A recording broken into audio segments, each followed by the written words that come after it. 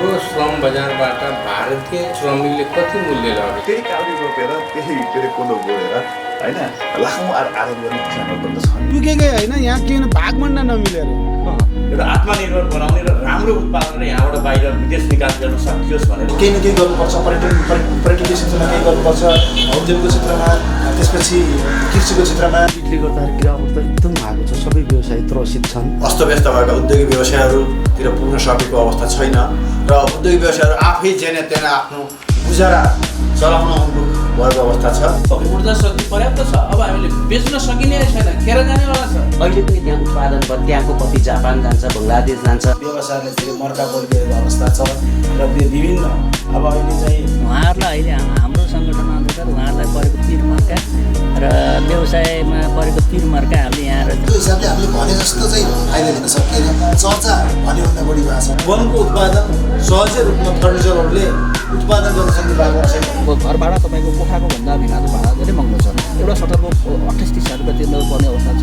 आय आदानको एउटा विकल्प खोज्नको निम्ति गराएको बनेको संस्था हुँदो रहेछ। आफ्नै ठाउँमा श्रम गर्न लज्जास्पद हुने, लाज मान्ने। गण्डकी प्रदेश आर्थिक रूपमा समृद्ध भन्न धेरै लामो समय कुर्नु पर्दैन। नमस्कार दर्शकवृन्द, तपाईँ हेर्दै हुनुहुन्छ गोल्डन नाइट टेलिभिजनको प्रस्तुति मौफसल आर्थिक आवाज हेर्दै हुनुहुन्छ। विभिन्न जिल्ला, नगरपालिका, गाउँपालिका र वडासम्म जाने कार्य निरन्तर रहेको छ। यसै सिलसिलाले अन्नपूर्ण गाउँपालिकाको वडा नम्बर 1 मा हामी आइपुगेका छौँ। वडा नम्बर 1 का व्यवसायहरू के गर्दैछन्, यहाँको व्यवसायको अवस्था के छ, यहाँ के सम्भावना छ, कृषिको सम्भावना कस्तो छ, अन्य सम्भावना के छ, पर्यटनको सम्भावना के छ, यी कुराकानी राख्नका लागि मसँग हुनुहुन्छ नरबहादुर विश्वकर्मा हुनुहुन्छ। कृषि पेसा गर्नुहुन्छ, कुखुरा पालन गर्नुहुन्छ, बाख्रा पालन गर्नुहुन्छ, विदेशको अनुभव पनि बटुल्नु भएको छ। के भन्नुहुन्छ, त्यसपछि स्वदेशमा कसरी उहाँ चाहिँ व्यावसायिक क्षेत्रमा लाग्नुभयो, यी सबै कुराहरू उहाँकै मुखारबिन्दुबाट यहाँ समक्ष राख्न चाहन्छु। स्वागत छ। हजुर, धन्यवाद सर। आराम हुनुहुन्छ? हजुर, ठिकै छ सर। विदेशबाटै सुरुवात गर्छु है यहाँलाई। हस्, कति वर्ष बस्नुभयो विदेश तपाईँ? म 2058मा गएको सर विदेश र 2074मा म विदेशबाट आएको। स्वदेश फर्किनुभयो? हजुर, स्वदेश फर्किनु। कस्तो रह्यो विदेशको बसाइ? विदेशको अब त्यही त हो नि सर। अब विदेशमा चाहिँ अब टाइम टु टाइम ड्युटी, अब ड्युटी गरेर त छ, नगरेदेखि अब त्यस्तै हो। अब ड्युटी त गर्नु नै त्यो समय व्यवस्थापनको राम्रो चाहिँ त्यहाँ सिकाइदिन्छ होइन? एकदम त्यो कुरा मान्नुपर्छ। किनभने बिहान 6 बजे नै ड्युटी हो। त्यसपछि चाहिँ अब बिचमा एक टाइम खाना खाने टाइम, त्यही पनि अब कतिपय कम्पनीहरूमा त आफ्नो कम्पनीको रुल हुन्छ। अब कतिपयमा लन्च टाइम अब चाहिँ त्यो ब्रेक टाइम हुन्छ 1-2 घन्टा, त्यसको स्यालेरी पाइँदैन। कतिपय उसमा 10-15 मिनट एडजस्टमेन्ट गरेर चाहिँ गएर अनि खाना खायो, आयो, फेरि ड्युटीमा जोइन हुनुपर्ने। मेरो त्यस्तै किसिमको थियो। मेरो चाहिँ लन्च ब्रेक टाइम थिएन। अलिकति म चाहिँ यो कम्प्युटर सेक्सनमा भनौँ अब खासमा के काम नेपालीहरूले चाहिँ कस्तो काम पाउँछन्? काम त यस्तो हो सर। अब कस्तो भने अब हामीसँग चाहिँ अलिकति टेक्निकल नलेज स्किल भयो भने चाहिँ राम्रो मिल्छ। हजुर, सिप सिकेको मान्छेहरूलाई धेरै राम्रो हुन्छ। र जानु पनि त्यही ट्रेडको भिसा भन्छ नि, जस्तै यहीँबाट केही न केही एउटा कामको बारेमा अलिकति ज्ञान भएर अनुभव भएर गएको मान्छेहरूलाई राम्रो पनि छ। नत्र हामी नेपालीहरूको लागि भनेको चाहिँ अब वास्तवमा एउटा ट्रेडको भिसा भनेको त्यही ड्राइभर भयो, ड्राइभर भिसामा। नत्र अन्य त लेबरकै काम हो। बिल्डिङ कन्स्ट्रक्सन भयो, यस्तो रोड उसमा भयो, अलिक चाहिँ अब त्यहाँको कामहरू, त्यहाँको कन्ट्रीलाई डेभलप गर्नको लागि हाम्रो पसिनाबाट त्यहाँ चाहिँ अब मालामाल कमाउनको लागि हामीलाई परिचालन गरेर हाम्रो चाहिँ हात पाखुरा चाहिँ त्यहाँ चाहिँ अब लगानी गराएर चाहिँ अब उहाँ चाहिँ अब विकास गराउने त्यस्तो किसिमको ऊ हो। तर कतिपय चाहिँ अलिकति पढे लेखेको दाजुभाइहरू नेपालबाट गए भने उनीहरूलाई चाहिँ त्यस्तो किसिमको अपर्च्युनिटी पनि मिल्छ कि जस्तो अब त्यही भिसामा यहाँ चाहिँ भिसा पठाउँदा त्यही मान्छेलाई अलिकति स्यालेरी बढी गरेर पठाउनु पर्छ भने वहाँ गएर त्यो काम सिकेर उनीहरूले त्यो काममा लगाएर 1-2 रियल बढाइदिए भनेदेखि गल्फ कन्ट्रीहरूमा उनीहरूलाई त काम त ठुलो छ। त त्यस्तो किसिमको ऊ हुन्छ। तर प्रायः चाहिँ काम केही न केही सिकेरै जानु नै राम्रो हुन्छ। नत्र भने काम नसिकिकन वहाँ गएर त्यो महिनाको 20-30 हजार 40,000सम्म कमाएर त्यो चाहिँ 12-16 घन्टा ड्युटी गरेर 12-16 घन्टा ड्युटी गरेर केही अर्थै छैन सर। त्यो भएर म त व्यक्तिगत रूपले के भन्छ भने म विवश भएर पनि बिताएँ हो। म अलिकति चाहिँ साक्षरता मान्छे थिएँ, वहाँ गएर एउटा अवसर पाएँ राम्रो, अलिकति चाहिँ इन्टरनेसनल ल्याङ्ग्वेजमा पनि चाहिँ अब मैले अलिकति ज्ञान दखल राखेको मान्छे भएँ। त्यो भएर चाहिँ एउटा राम्रो प्रोफेसनल काम जस्तो काम पाएर मैले त्यत्रो समय बिताएँ। नत्र मैले कतिपय नेपाली दाजुभाइलाई देख्छु वहाँ गएर अब यहाँ चाहिँ अब अहिलेको +2 पढेको भाइहरू पनि गएर चाहिँ वहाँ रोडमा बेल्चा खेलाएर चाहिँ बसेका छन्। मजरा भन्छ यस्तो खेतीपाती गर्ने ठाउँमा, त्यस्तो भित्र गएर चाहिँ अब त्यो खजुरघारीमा त्यो गर्मीमा त्यो 60 डिग्री 50 डिग्रीको गर्मीमा गएर चाहिँ अब विवश भएर काम गरेका छन्। अब फर्केर आउनु यहाँ चाहिँ ऋण गरेर गइयो छ, ल हेर्नुहोस् अब त्यो बाध्यता होइन, त्यो बाध्यताले गर्दा। तर सिकाइको क्रम चाहिँ राम्रो हुँदो रहेछ होइन, त्यसले चाहिँ आफ्नै देशमा आफ्नो माटोमा चाहिँ आएर काम गर्नका लागि एउटा मोटिभेट गर्ने कुराहरू चाहिँ हुन्छ है, के हुन्छ? यस्तो हुन्छ सर, अब कतिपय कामहरू उहाँ सिकेर आयो भने हाम्रो नेपालमा आएर चाहिँ त्यो हामीले त युज गर्न पाइन्न, त्योसँग डिपेन्डेन्ट हुन्छ त्यो काम। जस्तै मेरो काम भनेको म आफ्नो कुरा गर्दैछु, मैले गरेको काम यो रेडिमिक्स कङ्क्रिट डिभिजनमा थियो। त्यसमा चाहिँ अब यहाँ पनि आएर मैले काम पाएको पनि थिएँ मैले। जस्तै रेडिमिक्स कम्पनीहरू हाम्रो पोखराको चाउथे भयो, यहाँ याङ्जाको चाहिँ आरएमसी कम्पनीमा, त्यहाँ मैले चाहिँ त्यो एक्सपिरियन्स सर्टिफिकेट पनि लिएर आएको थिएँ। वहाँ चाहिँ मेरो कम्पनी भनेको आरएमको एप्रुभलवाला कम्पनी थियो। त्यसैमा चाहिँ प्रोफेसनल गरेर डिग्री गरेका मान्छेहरू त्यो टेक्निकल लाइनमा चाहिँ त्यो क्युब स्लम्पहरू बनाउने त्यस्तो 158 मिक्स डिजाइनहरू त्यो हाम्रो बाई हार्ट हुन पर्थ्यो। तर हामीले त त्यो आरएमको एप्रुभलवाला कम्पनी भएर त्यो कम्प्युटर सिस्टम थियो। रेडिमिक्स भनेपछि त्यो पहिले चाहिँ प्रिपेयर भएर चाहिँ अटो सिस्टमबाट हामीले चाहिँ डेलिभरी गराइन्थ्यो। तर कतिपय चाहिँ म्यानुअली सिस्टमहरू पनि हुन्छ। त्यो म्यानुअली सिस्टम भनेको चाहिँ अब बाई हार्ट हुनु पऱ्यो, मिक्स डिजाइन आफूलाई अब ब्लाइन्डिङको, कोलमको, बिमको, रुखको अब सबै हुनु पऱ्यो। जस्तै फर इक्जाम्पल हाम्रो यहाँ चाहिँ अब कस्तो यहाँ दाइ भाइहरूले मैले काम गरेको ठाउँमा यसो गरेर हेर्दाखेरि 5x4 भन्छ। जस्तै 5 बोरा सिमेन्ट हालेको छ भने कति बोरा बालु हाल्ने, त्यो अड्कलले हालेको हुन्छ, त्यो त्यति स्ट्रङ हुँदैन, त्यो स्ट्रेन्थ आउँदैन त्यसको। तर हाम्रो वहाँ चाहिँ अब अलिकति सिस्टम त्यो डेभलप कन्ट्री पनि भयो, विकसित मुलुकले राम्रै तरिकाले गरेको हुन्छ। त्यस्तो अब त्यो वहाँ सिकेको काम जाँदै हुनुहुन्छ त्यो क्षेत्रको ज्ञान हुन आवश्यक छ, ज्ञान हुन आवश्यक छ। त्यो भयो भने आफूले सहज हुने, आफूले राम्रो हुने हो। अब त्यो ज्ञानै छैन, विवश तरिकाले गएर चाहिँ यहाँ त अब प्रोफेसनली एउटा चाहिँ ट्रेडको विषयमा गएको मान्छे पनि वहाँ गएर आखिरी गर्ने लेबरै हो सर। सुरुवात चाहिँ त्यहाँबाट गर्नुपर्छ, जिरोबाटै गर्नु, जिरोबाटै। थोरै हामी यही अन्नपूर्ण वडा नम्बर 1 कै कुरा गर, कस्तो चल्दैछ तपाईँको व्यवसाय? तपाईँले कुखुरा पालन सुरुवात गर्नुभयो, हजुर कसरी यो कन्सेप्ट आयो? विदेशबाट आइसकेपछि चाहिँ म कृषि क्षेत्रमा लाग्छु अथवा चाहिँ पशुपालनतिर लाग्छु भन्ने? हजुर एकदम राम्रो प्रश्न गर्नुभयो सर। कस्तो भयो भनेदेखि अब कमाइको हिसाबमा कुरा गर्ने हो भनेदेखि यहाँको भन्दा विदेशमा दुःखै जति खपेर पनि केही न केही पैसा बढी हुन्छ, आय आम्दानी केही न केही बढी हुन्छ। तर वहाँको खटाइ र यहाँको खटाइमा धेरै फरक। अब यहाँ चाहिँ पहिलो कुरा के भयो भने आफ्नो घरमा आफ्नो बाल बच्चासँग आफ्नो घरको रेखदेख गरेर आफ्नो खेती किसान गरेर हरेक कुरा गरेर एउटा साइड पेसा साइड जब जस्तो एउटा त्यस्तो गरियो भनेदेखि धेरै राम्रो भयो। अब वहाँ चाहिँ घर छोडेर कहाँ हो के हो, अब त्यो कालीको माली कता हो के हो, अब त्यो अन्धाधुन्दामा 2-4 पैसा बढी कमाउने त्यस्तो सोच मैले धेरै देखेँ। यो अब अहिलेको चाहिँ यस्तो मिडिया मार्फत पनि मैले धेरै चाहिँ बुझेँ सुनेँ। अनि अब कतिपय दाजुभाइहरूले चाहिँ अब एउटा मैले सुनेको अब त्यो युट्युबमा हेरेर चाहिँ ब्रिटिसको एकजना चाहिँ सेनामा कार्यरत मान्छे उहाँको जब छोडेर आएर यता पोखराको मान्छे चाहिँ यता ताप्लेजुङ जिल्लाको पूर्वतिर कता गएर चाहिँ जग्गा चाहिँ रेन्टमा लिएर भाडामा लिएर ठुलो एउटा बाख्रा फार्म खोलेर बसेको मैले देखेँ। मनग्गे आम्दानी गर्नुभएको, आफू सन्तुष्ट, आफू खुसी, प्रशस्तै मात्रामा घाँस रोपनी गर्नुभएको बाख्राहरूको लागि फार्म बनाउनु भएको, 3-4 जनालाई स्वरोजगार पनि दिनुभएको। ल हेर्नुहोस् त्यहाँ अर्को चाहिँ विकल्प राम्रो भनेको त्यो पनि भयो। म एकजनाले गर्दा राम्रो व्यवसाय फस्टाउन सकेँ भने अन्य 1-2 जना भाइहरूलाई 2-4 जनालाई चाहिँ काम गर्ने मौका उहाँहरूले पनि अवसर पाउनु भयो, उहाँहरूको पनि रोजीरोटीको चाहिँ व्यवस्था हुने भयो। त्यो अर्थमा चाहिँ मैले पनि चाहिँ भर्खरै सुरु गरेको मात्र हो यो। अहिले तपाईँले पहिला कुखुरा पालन सुरुवात गर्नुभयो होइन? कुखुरा पालेँ सर मैले 2 वर्ष पालेँ कुखुरा। बाहिर विदेशबाट आएपछि तत्कालै मैले कुखुरा पालन चाहिँ बनाएँ। अनि कुखुरा पालन गरेर चाहिँ कस्तो हुँदो रहेछ? फाइदा नाफा घाटाका कुराहरू होइन, यस्तो हुन्छ सर, राम्रै हुन्छ। त्यो चाहिँ अब विशेष ठाउँबाटै चाहिँ त्यसलाई परिचालित राम्रो तरिकाले गर्न सकियो, उनीहरूले पनि राम्रो उ गर्यो भनेदेखि त हो। हामी मर्कामा किसानहरू कसरी परिन्छ भने थर्ड पार्टी भन्छ नि, थर्ड पार्टीबाट चाहिँ हामी आएर मर्कामा परिएको हुन्छ। जस्तै एक बोरा दानाको 3500 रुपियाँ हुन्छ। अब त्यसपछि चल्लाको चाहिँ कहिले बढेर अपडाउन त भइ नै हाल्छ, 105 110 रुपियाँ त्यो गोटाको एउटा त्यस्तो हिसाब हुन्छ। उहाँहरूले पठाइदिनुहुन्छ, पठाएपछि टोटल्ली अब चाहिँ टाइममा दाना पठाइदिने, बढे पनि घटे पनि दाना त खुवाउनु पर्यो, नखुवाइकन त चल्ला बढ्ने होइनन्, त्यस्तो हुन्छ। तर अन्तिममा एट लास्टमा के हुन्छ भने 35-40 दिन र बिट्विन 50-60 डेजको बिट्विनमा आएर जब हामीले चाहिँ चल्ला उठाएर चाहिँ लाने बेला हुन्छ, त्यो बेलामा कुखुराहरू मर्ने सम्भावना बढी। त्यो पनि रिस्क रहेछ, एकदम रिस्क काम त। त्यो मर्ने सम्भावना बढी, उचित किसिमको भ्याक्सिनहरू दिनु पऱ्यो, दबाईहरू खुवाउनु पऱ्यो, भिटामिनहरू गर्नु पऱ्यो, सबै कुरा गर्नु पऱ्यो। त्यो गर्दा गर्दै पनि इनकेस जस्तै अहिले अब यो विगतको टाइममा त कोरोनाको चाहिँ करारले गर्दाखेरि टाइममा कुखुरा चाहिँ यो मासु पर्याप्त मात्रामा मासु नचाहिनु भएको हुनाले कुखुरा उठाउन आइदिएनन्। साउहरू नआइदिएपछि त्यो मर्का भनेको हामी माथि पर्ने।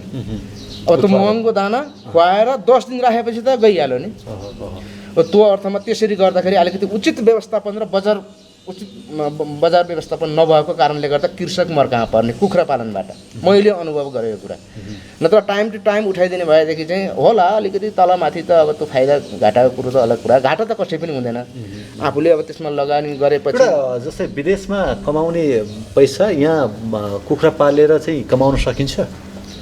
होइन, कमाइन्छ सर, हो कमाइन्छ। त्यो मैले पनि 2 वर्षसम्म उ गरेँ। म चाहिँ 2 पटक चाहिँ अलिकति कस्तो भयो भने त्यही पनि चाहिँ मेरो आफ्नो चाहिँ त्यो सप्लायर्सबाट चाहिँ अलिकति उचित समयमा कुखुराहरू चाहिँ नलैदिएको कारणले एकचोटि मर्कामा परे र अर्कोचोटि चाहिँ यहाँ चाहिँ मासुको आवश्यकता परेन भनेर वीरगन्जबाट रातिमा गाडी पठाइदिनु भयो उहाँले।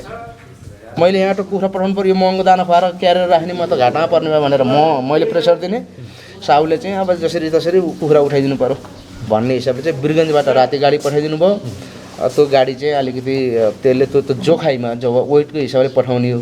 अघि पछि चाहिँ 35 केजी 30 केजीको बनाएर त्यसरी लानुहुन्थ्यो, तर त्यो उहाँले चाहिँ सेटिङ गरेर ल्याउनु भएको छ। पछि मैले युट्युबमा सर्च गरेर हेरेँ, त्यस्तो किसिमको त्यो जोख्ने चाहिँ त्यो तराजु भन्छौँ नि हामीले, त्यो चाहिँ सेटिङ जस्तो कि एकदम त्यो एक्ज्याक्टली ट्रु कुरा रहेछ। पछि मैले चाहिँ गरेमा आफैले भने, युट्युबमा मैले सर्च गरेर हेरेको 55, इभन तपाईँले जति केजी हाल्नुहोस् कुखुरा 55 भन्दा माथि आउँदैन आउँथ्यो। त्यस्तो किसिमको सेटिङ गरेर रातिमा आएर कुखुरा लिएर गइदिएर म 2 चोटि मर्कामा पाने। नत्र भने मलाई चाहिँ 50-60 हजार चाहिँ मिनिमम 50-60 हजार रुपियाँ महिनाको नै छ। त्यो त अब 40 दिन 45 दिनमा लानुहुन्छ भनेपछि एभरेजमा 50 दिनमा 50 दिन दिनको 1000 रुपियाँ पर्छ सर। दिनको 1000 रुपियाँ पर्छ। मैले 600 कुखुरा पाल्थेँ, मैले 1,20,000 पनि एक पटकको कुखुरा 1,20,000 मैले 2 महिनामा चाहिँ कमाएँ। पर्फेक्ट भएको थियो मलाई। नेपालमा बसेर चाहिँ राम्रो आम्दानी गर्न सकिँदो रहेछ कुखुरा पालन व्यवसायलाई गर्न सकिन्छ। त्यही अनुसारले काम गर्नु पर्यो, आफूले लगाएर राख्नु पर्यो, म्यानेज गर्नु पर्यो। हरेक त्यो अब केही न केही सास भएको प्राणी हो।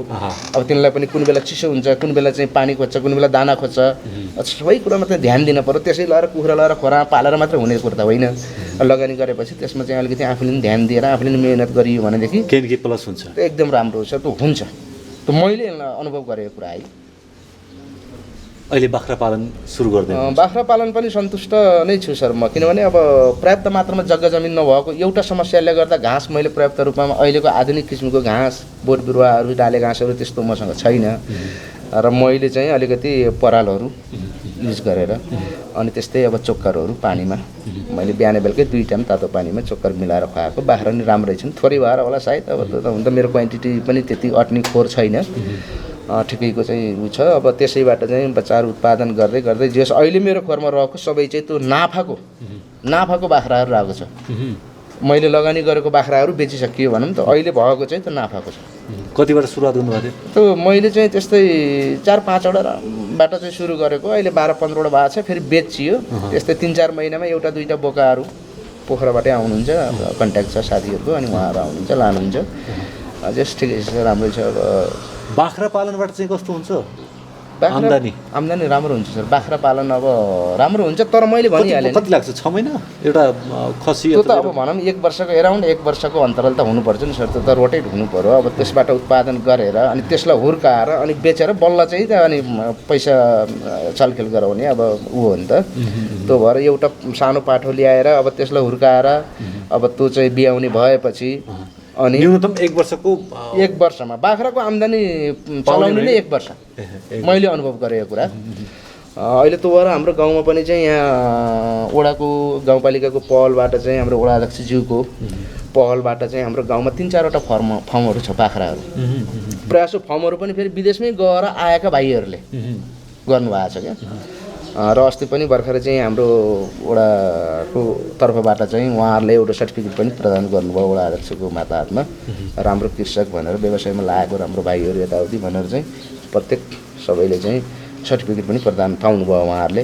उहाँहरू एकदम हर्षित पनि हुनुहुन्छ उल्लासको साथ त्यो पेसाप्रति जोस जाँगर आएको छ सबैको मैले यसो बुझ्दा। धेरै धन्यवाद दिन चाहन्छु। यो आर्थिक कुरा राखिदिनु भयो, हजुर विदेशका कुरा पनि राखिदिनु भयो, स्वदेशका कुरा राखिदिनु भयो। अन्नपूर्ण गाउँपालिका वडा नम्बर 1 मा बसेर व्यवसाय गर्दै हुनुहुन्छ।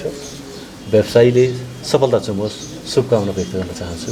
धन्यवाद, थ्याङ्क यू। हुन्छ, हस् सर। मलाई पनि चाहिँ आज तपाईँहरूको यो टेलिभिजन मार्फत चाहिँ आफ्नो व्यवसायप्रतिको केही 2-4 शब्दहरू चाहिँ जानकारी गराउने अवसर दिएकोमा हजुरहरूलाई धेरै धेरै धन्यवाद दिन चाहन्छु। मफसल आर्थिक आवाज तपाईँ हेर्दै हुनुहुन्छ। मसँग हुनुहुन्छ मधुप्रसाद सुवेदी हुनुहुन्छ, अध्यक्ष हुनुहुन्छ नागडाँडा बहुउद्देश्य एकीकृत पर्यटन प्रवर्धन परियोजनाका चाहिँ अध्यक्ष हुनुहुन्छ। के भन्नुहुन्छ, यहाँको पर्यटन सम्भावना के छ, बाँकी कुराकानी उहाँकै मुखारबिन्दबाट। स्वागत छ यहाँलाई। नमस्कार, धन्यवाद। आराम हुनुहुन्छ? ठिक छ सर। नागडाँडा बहुउद्देश्य एकीकृत पर्यटन प्रवर्धनको चाहिँ तपाईँ चाहिँ अध्यक्ष हुनुहुन्छ। यो संस्था कहिले स्थापना भयो? यो संस्था 2072 सालमा नेपाल सरकारले एउटा पर्यटनलाई प्रवर्धन गरौँ, पर्यटनद्वारा देशलाई आर्थिक उन्नत गरौँ अर्थात् विकास गरौँ भनेर एउटा जुन नीति लिएको थियो, त्यही अवसरमा त्यति बेला तत्कालीन गाविस थियो, राज्य पुनर्संरचना भइसकेको थिएन। त्यति बेला ढिक्रुपोखरी गाविसले तत्कालीन ढिक्रुपोखरी गाविसले अब माथि मन्त्रालयबाट एउटा भ्युटारको अवधारणा आएको छ, तपाईँहरू त्यसलाई यति अब आवश्यक पर्ने जग्गा पनि उपलब्ध गराउनु पर्यो र चाहिँ अब इच्छुक जसले निस्वार्थ एकान्त सामाजिक सेवा उसमा रहेर काम गर्ने इच्छा शक्ति राख्नुहुन्छ भने हामी त्यो ठाउँ तपाईँहरूलाई दिन्छौँ भनेर चाहिँ भन्नुभयो। भनिसकेपछि हामीले अब म पहिला पनि अलिकति कस्तो भने पर्यटनमै काम गरेको मान्छे। म जब तपाईँको एससी भ्याइसकेपछि म यो टुरिज्मतिर लागेँ, फिल्डमा लागेँ र म त्यति बेला लगभग 4-5 वर्ष ट्रेकिङ गर्थेँ र उनीहरूको भावना बुझ्दाखेरि वास्तवमा पर्यटनहरूले चाहने के हो, हेर्न चाहने कुराहरू के हो भन्ने कुराहरू उनीहरूसँग हिँड्दै गर्दा कुरा गर्दै गर्दा उहाँहरूको चाहनालाई दृश्य अवलोकन चाहिँ खुब मन पराउँछन् होइन? एकदमै दृश्य अवलोकन मन पराउँछन्। अब उनीहरूले यहाँको भ्यूहरू र हाम्रो यो जुन नेचुरल चिज छ यहाँ भएको नेचुरल आर्टिफिसियल त हाम्रो थिएन अहिलेसम्म।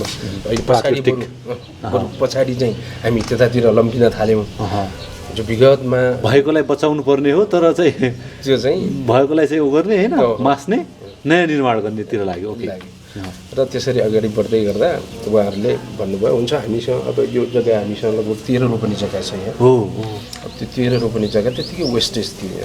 जस्तै तपाईँको यहाँ कुनै बोट बिरुवाहरू पनि थिएन, यो एउटा चौरमा परिणत थियो र सामाजिक रूपमा त्योभन्दा अगाडि हामीसँग लगभग 23 देखि अझ होइन 61 रोपनी जुन जग्गा थियो होला यसको यो भ्यू टावर बनाउनको लागि होइन, त्यति पहिला यो जग्गा हाम्रो त्यति पर्ती थियो। पछि समाजले फेरि के गर्यो भने हाम्रो अग्रजहरूले हामीलाई पानीको समस्या थियो, स्कुलको समस्या थियो, शिक्षाको अभाव थियो, त्यो भएको कारणले अनि उहाँहरूले चाहिँ त्यो व्यक्तिहरूलाई सामाजिक व्यक्तिहरूलाई बिक्री गरेर त्यसले कोही पानीमा कोही विद्यालयहरूमा चाहिँ लगानी गर्नुभयो र त्यो गर्दै गर्दा अब यो छोटिँदै साँगुरिँदै आयो। साँगुरिँदै आइरहँदा पनि यहाँ फेरि वरपरबाट अब 6 समुदायमा त्यस्तै हुन्छ, 1-2 हात मिच्ने यताउताहरू कामहरू हुन थाले। अनि फेरि हामीले के कल्पना गऱ्यौँ भने यतिकै चिज पनि बचाएर राख्न सकिँदैन कि यहाँबाट उपलब्धिता केही लिनुपर्छ भन्ने उद्देश्यले अनि हामी त्यो परियोजना सुरु गरेँ। अनि निर्माण भयो भ्यू टावर निर्माण भयो। कति लगानी भयो सर? सर त्यति बेला यस्तो थियो, तत्कालीन गाविसले हामीलाई 3,70,000 रुपियाँ मात्रै विनियोजित गरेका थियो। र उहाँ यत्रो टावर चाहिँ अनि कसरी भयो त? उहाँहरूले सामान्य एउटा चाहिँ फलामको टावर बनाऊ भनेर चाहिँ भन्नुभएको र म लगायत केही साथीहरू हामी घन्टौँ बस्यौँ यहाँ। बसिसकेपछि होइन यसलाई अब राज्यको लगानी भइसकेपछि यसलाई अलिकति आकर्षकै बनाउनुपर्छ भनेर हामी गन्थन गऱ्यौँ। ठिक छ, हाम्रो अब सम्बन्धित निकायहरूमा घारगुहार गरौँला र चाहिँ अनि यसलाई अलि राम्रै बनाउनुपर्छ भनेर हामीले फेरि त्यसलाई छोडेर ठिक छ तपाईँहरूको 3,70,000 रुपियाँ दिनुहोस्, हामी काम गर्छौँ र यसलाई फेरि हामी आफ्नो तरिकाले अगाडि बढाउँछौँ भने त हुन्छ, तपाईँहरू बढाउनुहोस्, हामीले दिने पैसा यति नै हो भनेर त्यति बेला हाम्रो जस्तै अब स्थानेश्वर ढुङ्गाना हुनुहुन्थ्यो त्यति बेलाको सचिवज्यू, उहाँले र अनि हाम्रो अर्को एकजना सायद तोयानाथ यो नाम चाहिँ ओके, उहाँहरू दुईजनाले हामीलाई ल गर्नुहोस् भनेर प्रोत्साहन गर्नुभयो र आयौँ। र अहिले चाहिँ के छ भने अब जब राज्य पुनर्संरचना भयो, सङ्घीयता हाम्रो घर घरमा आइसकेपछि हामीले अन्नपूर्ण गाउँपालिका र प्रदेश र सङ्घबाट गरेर पटक वार्षिक रूपमा हामीले अहिलेसम्म आइरहँदा ठ्याक्कै त अब म पनि एक बाटोमा आउँदै गर्दा हजुरहरू आउनुहुन्छ भन्ने कुरो थाहा छ, मसँग डाटा छ घरमा। त्यही 70देखि 80 लाख भित्रमा हामीले यो संरचना तयार पारिसक्यौँ। संरचना चाहिँ तयार भयो। हामीसँग यो भ्यू टावर भन्दिँदा हुन्छ यसलाई भ्यू टावर हो हजुर। हामीसँग अरू संरचनाहरू बन्दैछ, हामीले यसलाई चाहिँ अझै तयारी गर्दैछौँ। यसलाई हामीले चाहिँ उसमा पनि लग्यौँ, मास्टर प्लानिङ पनि गऱ्यौँ। गरिरहँदा हामीसँग तल पोखरी छ, पानी छ, अब यसलाई कम्पाउन्डिङ गर्ने कामहरू भइरहेछ। अब अहिले यो अपाङ्ग मन्त्री बाटो बनाइरहेछौँ, भ्यू टावर लगभग तयार भएको छ र अझै बनाउनु पर्ने चिजहरू धेरै छन् हामीसँग। यसले चाहिँ पर्यटनका लागि त लोभ्याउने कुरा त एउटा रह्यो, आउने कुरा पनि रह्यो होइन, राज्यलाई भनिसक्नुभयो एउटा चाहिँ स्थानीयवासीलाई के फाइदा हुन्छ? अब यसले एकदमै राम्रो, एकदमै सही कुरा सोधिदिनु भयो। सबै साथीहरूले मलाई पनि धेरै पटक सोध्नुभयो। अब यो विकासका कुराहरूमा एउटा एम्बुलेन्स छैन, गाउँपालिकामा एउटा एम्बुलेन्स छैन, अनि यत्रो डाँडोमा लाएर टावर बनाउनु भयो तपाईँहरूले भनेर पटक हाम्रो शुभचिन्तकहरूले पनि त्यो कुराहरू ल्याउनु भएको छ मलाई। र मैले मेरो अर्थमा र मैले कति साथीहरूलाई बुझाउन सकेँ या सकिनँ। भ्यू टावर आफैमा एउटा कुरा के रह्यो भने यसले भ्यू टावर एउटा अस्थिपञ्जर ठडाएर मात्रै राख्ने चिज होइन। यसले के बुझ्न पऱ्यो भने यसले हामीलाई यो टावरले आर्थिक रूपान्तरण गर्छ होइन। अब यो टावर मात्रै होइन, यससँग जोडिएका धेरै कुराहरू छन् हामीसँग। हामीले जस्तै विगतलाई फर्केर हेरिरहँदा जस्तै यो जब बागलुङ हाइवे थिएन त्यति बेला यो भनेको 1 नाइट स्टे, पोखराबाट जमसुङ जाने, पोखराबाट अन्नपूर्ण बेस क्याम्प जाने टुरिस्टहरू चाहिँ यहाँ 1 नाइट स्टे नागडाँडा हो भनेर फर्स्ट डे चाहिँ यहाँ स्पेन्ड गर्थ्यो उनीहरूले, एक रात चाहिँ यहाँ स्पेन्ड गर्थ्यो। त्यति बेला हामीसँग पर्याप्त त्यस्तो सुविधा युक्त चाहिँ होटलहरू थिएनन्। अनि हामी के गर्थ्यौँ भने हाम्रो पिँढीमा, घरको पिँढीमा पर्यटकहरू आएर सुत्नुहुन्थ्यो। अनि सुतिसकेपछि उहाँबाट पैसा चाहिँ हामीले थोरै 10 रुपियाँ 20 रुपियाँ त्यसरी लिन्थ्यौँ। अनि यो कोदो बारीमा टेन्ट टाँगेर बस्नुहुन्थ्यो उहाँहरूले। हाम्रा दाउराहरू बिक्री हुन्थ्यो त्यति बेला, हाम्रो सागसब्जीहरू बिक्री हुन्थ्यो त्यति बेला। जब हामीलाई यो बागलुङ हाइवे खुल्यो त्यसपछि पर्यटनहरू बिस्तारै यो ठाउँलाई बिर्सिँदै जानुभयो। पर्यटनहरूले अर्को ट्रेक चाहिँ गर्नुभयो, जस्तै फेदीबाट पथना हुँदै यता जाने कामहरू गर्नुभयो, नत्र यता मुक्तिनाथतिर जाने चाहिँ पोखराबाट डाइरेक्ट बागलुङ अर्थात् नयाँपुल जाने त्यस्तो भएको कारणले मलाई कता लागेको कुरा के हो भने हामीले गुमाइसकेको त्यो पर्यटन फेरि एकपटक हामीले नौडाँडामा ल्याउनुपर्छ भन्ने लाग्यो। र अब आन्तरिक पर्यटकलाई पनि के छ भने धरानबाट अर्थात् विराटनगरतिरबाट अरू कुनै ठाउँबाट पोखरा आइसकेको पर्यटक पोखरामा रमाउँदै गर्दा नौडाँडामा हामी किन जाने भन्ने थियो पहिला। तर अहिले एउटा नौडाँडाको चिनारी बनेको छ, त्यहाँ एउटा भ्यू टावर छ अरे, त्यहाँबाट भ्यूहरू राम्रो देखिन्छ अरे, हिमालयहरू देखिन्छ अघितिरै आँखाकै अगाडि देख्न सकिन्छ। र यो ठाउँको तपाईँको चिनारीको रूप एउटा, र अर्को यहाँको जनताको जीवनस्तर उकास्नको लागि हामीसँग छन् त्यस्ता अवधारणाहरू छन् जस्तै एउटा पर्यटन यहाँ आइरहँदा प्रत्यक्ष रोजगार पनि पाए होइन स्थानीयवासीले एकदमै प्रत्यक्ष रोजगारको अवसर भयो। अर्को कुरा के छ भने पर्यटक यहाँ आइरहँदा खानापिना बस्ने होटल सञ्चालनको कुरादेखि भयो।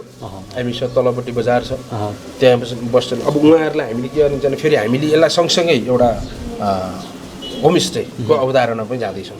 यतापट्टि हाम्रो गाउँको परिवेशमा रहने टोलहरू छ, उनीहरूलाई 5 घर 7 घर मिलेर चाहिँ एउटा होमस्टेको अवधारणा ल्याउन सक्छौँ। जस्तै पर्यटक यहाँ आएर 1-1.5 घन्टामा मात्रै पठाइहाल्ने होइन, हामीले 1 दिनभरिको यही चाहिँ उनीहरूले चाहिँ बस्ने वातावरण सिर्जना गर्ने लक्ष्य लिएका छौँ। तपाईँ सामाजिक क्षेत्रमा पनि त्यतिकै सक्रिय हुनुहुन्छ, पर्यटक क्षेत्रमा पनि त्यतिकै सक्रिय हुनुहुन्छ। म सामाजिक एकैछिनपछि जोड्नेछु। पर्यटन भित्राउनलाई अब अरू के गर्न सकिन्छ अथवा चाहिँ कहाँ को चुक्यो? अब यस्तो छ पर्यटन तपाईँ त आफै पर्यटन व्यवसाय हुनुहुन्छ होइन, हाम्रो पनि कमी कमजोर रहे कि अथवा चाहिँ तपाईँलाई लाग्दैछ स्थानीय सरकार अथवा चाहिँ प्रदेश सरकार अथवा चाहिँ मिडियाहरू उहाँले चाहिँ केही साथ सहयोग रहिदिया भए सायद तपाईँलाई सहज हुन्थ्यो भन्ने केही छ? होइन अब यस्तो छ मिडिया कर्मी साथीहरू र मिडियाले त धेरै राम्रो अब आफ्नो देशको उन्नतको लागि उहाँहरूले गरेको पहल चाहिँ धेरै उल्लेखनीय धेरै सराहनीय छ र रह्यो सरकारको सन्दर्भमा पनि सरकारले पनि प्रयास गरिरहेछ। तर हामीलाई अहिले फिलहालमा अहिले यो बिचको 2-3 वर्षमा हामीलाई समयले झुकाइदिएको हामीलाई विश्वलाई नै है विश्वलाई झुकाइरहेछ। नत्र तपाईँको अहिले यहाँ बस्दै गर्दा पनि तपाईँले यहाँ वरपर टुरिस्टहरू हिँडेको देख्नुहुन्थ्यो, पर्यटकहरू आन्तरिक पर्यटकहरू आएर यो ठाउँमा भुलेर बसेर एकछिन फोटोसोटो खिचेर गएको देख्न सक्नुहुन्थ्यो तपाईँले। कमजोरीहरू त्यस्तो भएको जस्तो लाग्दैन। अब यसरी चाहिँ अब भ्युटारहरू बनाऊ आन्तरिकता बाहिरी पर्यटकहरूलाई ल्याउँ भन्ने राज्यको अवधारणा पनि ठिकै राम्रै जस्तो लाग्छ। र अर्को कुरा सरी मैले अलिकति तपाईँलाई जोड्न चाहेँ, अर्को कुरा पनि थियो जनगुनासो जस्तै अब डाँडाकाँडामा भ्युटार किन भन्ने धेरै कुरा आएको छ। अब यसलाई मैले आफूले के भन्छु भने भ्युटार तपाईँको जस्तै भए पनि अब म्याक्सिमम जाने भनेको 12-13 तलभन्दा माथि लान सकिँदैन। खाल्टोमा गएर भ्युटार बनाएर त हामीसँग नजिकै डाँडाहरू छन्, यता पनि डाँडा छ धेरै ठुलो छ, यता पनि डाँडा धेरै ठुलो छ। त्यो दुवैतिर जति अल्को भ्युटार बनाए पनि त्यहाँ देखिनेवाला केही पनि छैन। त्यो भएको कारणले हामीले यस्तै एउटा सानो भ्यू ठाउँलाई हेरेर अनि भ्युटार निर्माण गरिएको त्यो मलाई ठिक लाग्छ। जस्तो अब यहाँबाट तपाईँको यहाँ हामीसँग यहीँ नजिकै जोडिएको पञ्चासे छ, यो धार्मिक दृश्यावलोकन गर्नलाई हो नि त खासमा होइन। अब त्यो खाल्डोम बनाएर के अर्थ यहाँको विचार अति मिठो। सामाजिक क्षेत्रमा चाहिँ थोरै कुरा गरौँ सर, यहाँको चाहिँ सामाजिक परिवर्तनका कुराहरू कस्तो पाउनु भएको छ अनि यो समाजलाई यहाँको चाहिँ आर्थिक विकासका लागि एउटा अवधारणा तपाईँले भनिसक्नुभयो पर्यटनले चाहिँ छ, अरू के चाहिँ गर्न सकिन्छ? अब एउटा पर्यटन नै भयो, अर्को कृषि एकदमै यसमा अब दुई मात्रै छैन। कृषिको सन्दर्भमा मैले कुरा गरिरहँदा राज्य पनि कृषिबाट नेपाली जनतालाई अलिकति उकास्नुपर्छ भन्ने पक्षमा छ, नेपाल सरकार पनि छ। तर कुरा के आयो भने तपाईँको हाम्रो मानसिकतालाई विकास गर्नै सकेका छैनौँ होइन र। अब के छ भने मेरो घरमा पनि चाहिँ मेरो छेउ बारीहरू छ अनि मेरो आफ्नो परिवारमा आफैले पनि के गर्छु भने मलाई तपाईँको यति प्याज चाहिएको छ, यति लसुन चाहिएको छ, यति अदुवा चाहिएको छ होइन। त्यो मसँग भएको थोरै जग्गामा मैले 15 चिजहरू रोपिरहेको छु कि। तर मैले मानसिकता के उठाउन सकिनँ भने जति मसँग चाहिँ जमिन थियो त्यसमा मैले एउटै मात्रै खेती गर्ने व्यावसायिक रूपले। ओहो व्यावसायिक हो होइन। अब मैले के गर्नु पर्थ्यो भने पहिलाको पनि त हामी पहिला फर्केर हेरौँ, विगतमा पनि के थियो भने चामलले कोदो साटेको उदाहरणहरू थियो नि त हाम्रो बुवा आमाहरूले होइन, मकैले गहुँ साटेको उदाहरणहरू थियो, देखेरै आएको त हामी। अहिले मैले प्याज त्यो मसँग भएको जमिनमा प्याजै मात्रै उत्पादन गरेर लसुन अरूबाट सापटी लिन सक्छु नि त। त्यो भएको कारण कृषिमा एउटा एक्सचेन्जका कुराहरू त्यो सम्भावित थियो, तर त्यो अझै हामीले चाहिँ बुझाउन सकिएको छैनौँ।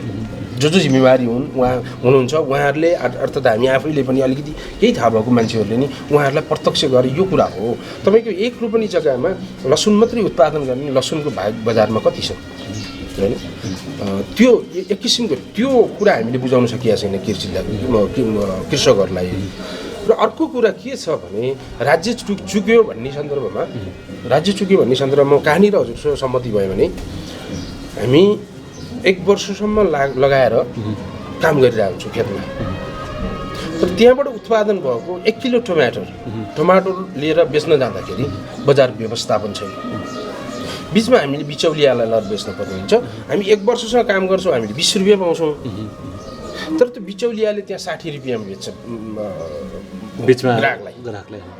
उसले त्यो बसेर त्यो ठेलामा अर्थात् ठेलाभन्दा अलिकति अप्ठ्यारो पर्ला, मध्यस्थकर्ताले त्रिबल नाफा खाइरहेको हुन्छ। र कृषकहरू जागरुक छन्, काम गर्नुपर्छ, कृषि हाम्रो पेसा हो भनेर चाहिँ उहाँहरू लाग्नु भएको छ, तर बजार व्यवस्थापन हुन सकेको छैन। त्यहाँ चाहिँ थोरै राज्यको पनि निगरानी हुनु पर्यो यहाँको विषय। ओके, एउटा अर्को विषय चाहिँ म जोड्न चाहेँ मैले चाहिँ, तपाईँ सामाजिक अभियन्ता पनि हुन्छ, पर्यटन क्षेत्रमा राम्रो गर्नुभएको छ, यत्रो ठुलो चाहिँ एउटा चाहिँ ऐतिहासिक कार्य गर्नुभएको छ। युवाहरूप्रति कहिले चिन्ता हुन्छ? युवाहरू वैदेशिक रोजगारमा जान थाले, यो देशका युवा अथवा यो अन्नपूर्ण गाउँपालिका वडा नम्बर 1 का युवालाई चाहिँ यही सदुपयोग गर्न पाए हुन्थ्यो भन्ने कहिले काहीँ हुन्छ? चिन्ता लाग्छ? एकदमै लाग्छ। चिन्ता कहाँनिर लाग्छ भने अब म एउटा यही टावरले गर्दा म सधैँ यहाँ नजिक छु। बाहिरतिर आउँदाखेरि सबैले किन के काम थियो भन्दाखेरि उहाँहरू चाहिँ डकुमेन्ट बनाउन आएको भनेर हुन्छ। म खिन्न हुन्छु, किनभने अब सायद राज्यको यहाँनिर नै कमजोरी छ। हामी उत्पादन, हामीले जग्गा जमिन बेचेर तपाईँको चाहिँ बाबुआमाले बहुत दुःख गरेर अब आफू अध्ययन नभएको कारणले मेरो बच्चाहरूलाई अब अध्ययन गराउनुपर्छ भनेर भएको सम्पत्ति बेचेर उसलाई चाहिँ त्यो स्थितिमा पुर्याइसकेको हुन्छ, तर उसले फ्युचर देख्दैन, केही पनि छैन। कृषिमा तपाईँको चाहिँ काम गरिरह्यो भने अघि नै भनिहालेँ ती समस्याहरू छन्। अब जागिरको दौरानमा दौडिरहँदा सहज रूपमा यहाँ जागिर पाइँदैन, अनि जसले पनि भोलिको फ्युचर त राम्रो बनाउनै चाहन्छ, भोलिको मेरो जिन्दगी भविष्य राम्रो होस् भन्ने त चाहन्छ, अनि नेपालमा सम्भावना देख्दैन। अब हामी राजनीतिमा इन्भल्भ भएको छ, सबैले राजनीतिक घोषणापत्र बनाउँदाखेरि हामी रोजगार दिन्छौँ, यो दिन्छौँ, ऊ दिन्छौँ भनेर दिन्छौँ, तर यहाँसम्म केही पनि छैन। एक त बिजनेस गर्ने ग्यारेन्टी छैन, सुरक्षाको प्रत्याभूति दिन सकेका छन्। दिनदिनै आन्दोलन र चक्काजाम र नेपाल बन्दका कार्यक्रमहरू हामीले कसले बढी गर्ने भनेर कम्पिटिसन छ। के गर्नु पर्ला? अब यस्तो होला, अब के हो भने मेरो इष्टमित्रभित्र पनि अब मास्टर्स गरेको मेरो दाइको छोरा पर्ने उहाँ पोखराको एकजना बाबुले अहिले कृषि पेसा गरेर बसिरहेको छ। कृषि गर्न ठिक छ, कृषिमा उसलाई आयो त त्यो कुरा, मैले यहाँबाट के आर्जन गर्न सक्छु भनेर चाहिँ जुन भने नि, उसलाई राज्यले के गरिदिनु पऱ्यो भने जो यथार्थ जो ठेट कृषक हो नि उहीलाई पहिचान गरेर अनुदान दिनु पर्छ। यहाँ त अहिले त यहाँ त के भएको छ भने राजनीति पहुँचमा पुगेर 2टा भैँसी पाल्ने हो, अनि करोडौँ ल्याएर राजनीतिको पहुँचको भरमा चाहिँ राज्यको पैसा वास्तविक कृषकले चाहिँ पाउनु पर्यो। धेरै धेरै धन्यवाद दिन चाहन्छु यो मिठो कुराकानीका लागि, सत्य तथ्य कुराकानीका लागि, र आगामी सामाजिक क्षेत्रमा पर्यटन क्षेत्रमा सफलताको शुभकामना पनि व्यक्त गर्न चाहन्छु। Thank you. धन्यवाद हजुर सहित गोल्डन आई टेलिभिजनको सम्पूर्ण टिमलाई वडा नम्बर 1 सम्म आइदिनु भयो र हाम्रा कुराहरू राख्न दिनुभएकोमा सबै टिमहरूलाई धन्यवाद दिन चाहन्छु।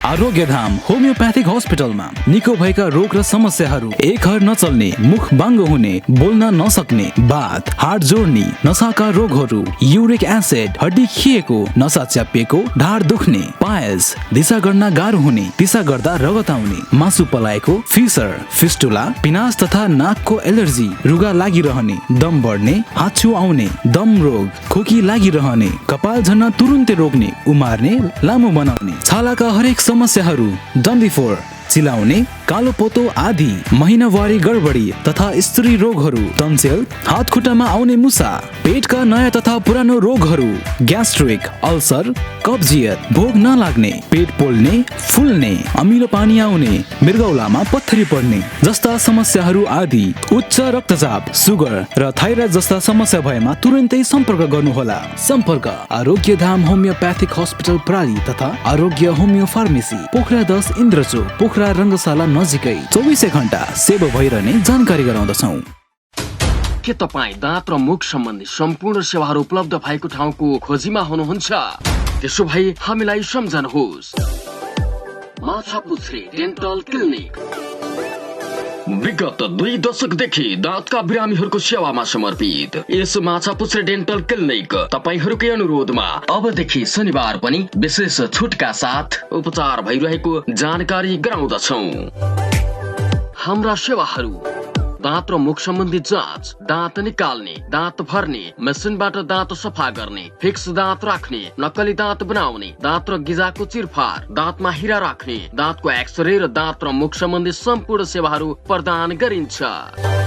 सम्पर्क Machhapuchhre dental clinic, Mahendrapul, medical line, Pokhara. Phone 061 543 301।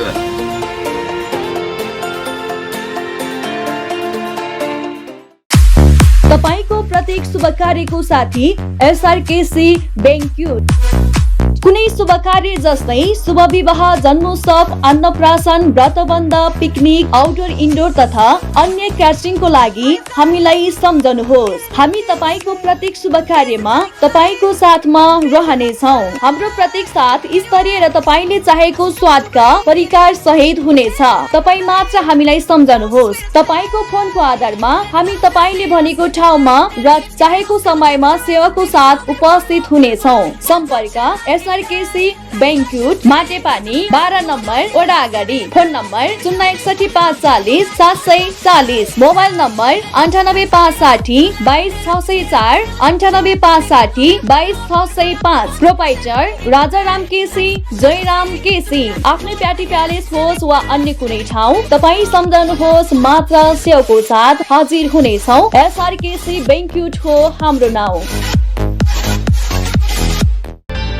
के तपाईँ दाँत उपचारको खोजीमा हुनुहुन्छ?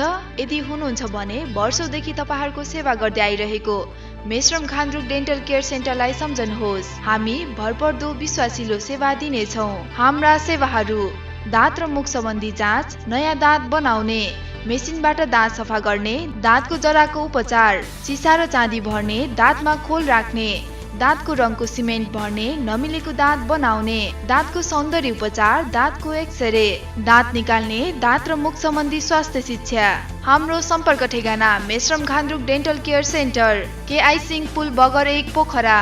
फोन 061 544 306। मोबाइल 98 560 20 884, 98 460 23 634। हाम्रो शाखा कार्यालय Safal dental clinic, Rambazar pension camp, Pokhara. Phone 061 432 418। All kind of dental and medical treatment. हिँडेरै घरमा जाँदा खुसीको मुहार, प्यारालाइसिसका बिरामीहरूको उत्कृष्ट उपचार। प्यारालाइसिसका बिरामीहरूलाई हिँडाएरै घरमा पठाउने हाम्रो प्रण। प्रेसरले हानेर प्यारालाइसिस भएका बिरामीहरूको उपचार। प्यारालाइसिस र ढाड दुखेका बिरामीहरूको मात्र उपचार गर्ने पोखराको एक मात्र therapy centre Spark BND hospital प्राली नयाँ र आधुनिक व्यवस्थापन सहित सञ्चारमा आएको जानकारी गराउँदछौँ। प्रेसरले हानेर प्यारालाइसिस भई शरीरको एक हर नचल्ने, लुलो भएर हिँड्न नसक्ने, मुख बाङ्गो भएका, बोल्न, खान, बस्न उठ्न नसक्ने नयाँ तथा पुराना बिरामीहरूको उत्कृष्ट उपचार भइरहेको जानकारी गराउँदछौँ। ढाडमा नसा च्यापिएका तथा हड्डी खिइएका बाथका बिरामीहरूको विशेष उपचार। ढाड दुख्ने, हड्डी खिइएका, ढाडमा नसा च्यापिएका, बाथरोग तथा युरिक एसिड भई हातखुट्टाका जोर्नीहरू दुख्ने बिरामीहरूको सफल उपचार भइरहेकोले सम्पर्क राख्नुहोला। साथमा विभिन्न सेवाहरू थप गरिएको जानकारी गराउँदछौँ। प्यारालाइसिसका बिरामीहरूलाई क्याबिन तथा सेमी क्याबिनको सुविधा, गरिब तथा असहाय बिरामीको निःशुल्क उपचार, उत्कृष्ट थेरापी तथा औषधि उपचार। फोनबाट पनि सम्पर्क गर्न सकिनेछ। सम्पर्क स्पार्क बीएनडी हस्पिटल प्राली, Pokhara 9 new road, Sabhagriha Chowk. Phone number 061 571 408, 98 560 26 750। Mid town सुपरमार्केटको पछाडि। म्याक्सको म्याक्सिमम अफर। म्याक्स नेट टिभीमा 150 भन्दा बढी एचडी च्यानलहरू, हाई स्पिड इन्टरनेट 100 MBPS सम्मको सुविधा अब सातै प्रदेशमा। अबको connection Max Net solutions. Max TV जडानको लागि सम्पर्क गर्नुहोला म्याक्स डिजिटल टिभी।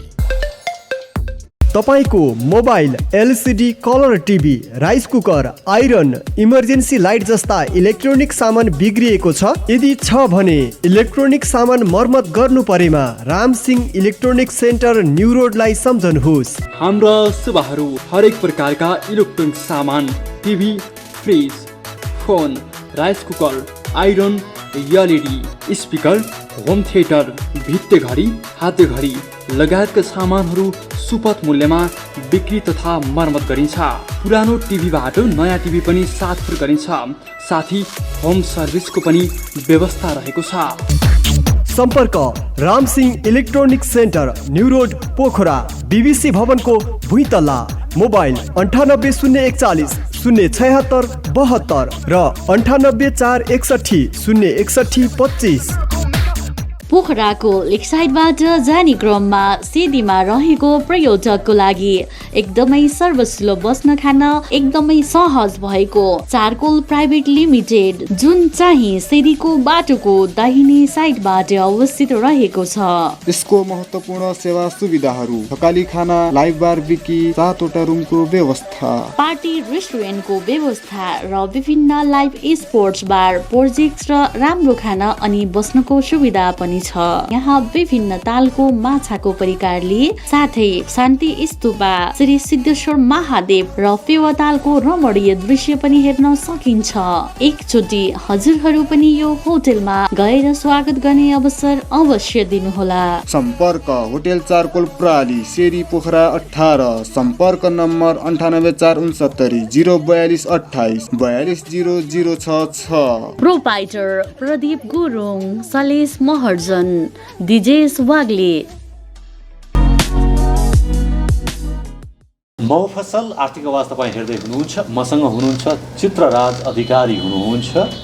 गाई भैँसी पालन गर्नुभएको छ, के कस्तो छ, कृषि पेसामा आबद्ध हुनुहुन्छ। वडा नम्बर 1 मा अर्थात् चाहिँ अन्नपूर्ण गाउँपालिकाको वडा नम्बर 1 मा के छ सम्भावना, बाँकी कुरा उहाँकै मुखारबिन्दबाट। स्वागत छ यहाँलाई। धन्यवाद सरलाई। आराम हुनुहुन्छ? हजुर आराम। कति भयो तपाईँले गाई भैँसी पालन गर्न थालेको? म त भयो 10 वर्षै भयो। कति छन् गाई? गाई अब 6वटा छन्, भैँसी 2टा छन्। अहिले थिए 10वटा गाई थिए पहिला, 6वटा भैँसी थिए, 15-16वटा थिए। अहिले घरमा म एक्लै छु, बाआमा बुढाबुढी हुनुहुन्छ। अब एकजनाले अलि भ्याउनु अलिक कठिन भयो। त्यही पनि अरू कामदार राख्ने विचारमा भएर व्यवसाय बढाउँदैछु। अझै यस अब बढाउने विचारमा छु। 10 वर्षबाट तपाईँले चाहिँ गाई भैँसी पाल्दै हुनुहुन्छ? यहाँभन्दा पहिला म विदेश थिएँ, विदेशमा भएन, कमाइ भएन। विदेश बस्नुभयो? म त इन्डिया 12 वर्ष बसेँ, मलेसिया 3 वर्ष, कतार 5 वर्ष। त्यो 18-20 वर्ष बाहिरै बसियो। त्यसबाट अनुभव पनि अब बाहिर मलेसियामा कृषि पेसा नै थियो मेरो, मत्स्य पालनमा। माछा त्यहाँ स्यालेरी कम हुनाले यहाँ पनि भएन भनेर फेरि कतारतिर गयो। कतारमा खासै राम्रो काम भएन, गएको ऋण पनि तिर्ने धौधौहार 5 वर्षमा। अनि आइयो फर्केर, अब के गरौँ भनेर गाउँका 1-2जना बुद्धिजीवी कृषि पेसा लागेका स्रोत खोजेर कृषि पेसा गरेर राम्रो हुन्छ भनेर लाएर कृषि पेसा गरेको राम्रै भयो। अहिले अब राम्रै छ। गाई भैँसी पालन गर्नुभयो आफ्नै देशमा, आफ्नै गाउँपालिकामा हैन? मेरो कुखुरा पालन पनि छ। हामी बाहिर खोज्दै थियौँ, जो कुरा त्यो सुन त चाँदी त यहीँ रहेछ। यहीँ नेपालमै हुँदो रहेछ। त्यो पहिला ज्ञान भएन, लयमा बाहिर गयो पैसाको कमाउनु होइन। तर बाहिर जति दुःख अर्नु छ यहाँ त्यति दुःख अर्ने हो भने यहाँ सुन फल्ने रहेछ भन्ने मलाई अनुभव भयो। अहिले एकदम खुसी छु म कृषिमा, गाई भैँसी पालेर। म गाई भैँसी पालन। अहिले बिचमा आएर यो कोरोनाको उसले 2 वर्षमा लकडाउन हुनाले अलि केही कठिनाइ पर्यो। तर त्यसमा नि केही हतोसाही नभइकन आफूले कृषिमा लगानी गरेको एकदम फाइदा। 6वटा गाई भन्नुभयो होइन? 6वटा गाई, 6वटा गाई, 2वटा भैँसी छन् है अहिले हाल। पहिला अलि बढी थिए। यो ठाउँ चाहिँ गाई भैँसी पालनको लागि के अरे सुहाउँदो हो? सुहाउँदो छ एकदम, बिल्कुल। गाई भैँसीलाई दिने हावापानी सुहाउँदो छ। अब त्यसलाई चाहिने आहार बिहारको जस्तै डाले घाँस भयो, अब जही घाँस भयो खेतमा लाउने, अन्नै भयो, त्यसलाई के चाहिन्छ त्यो सुविधा त प्रशस्त छ। आफ्नै खेतमा छ है, बेसाउन किन्न केही पर्दैन। त्यसमा नि दबाई मूल्य यताउति अब यहीँ वार्डमा आउने, गाउँपालिका जाने, कृषि शाखाले चाहिँ यस्तो भयो भनेपछि उसले नि सहयोग गर्छ। कृषि शाखाले नि गरिरहेको छ। बिमार भए पनि डाक्टरहरू जानुहुन्छ, बोलाएपछि गएर उपचार गरिदिनुहुन्छ होइन।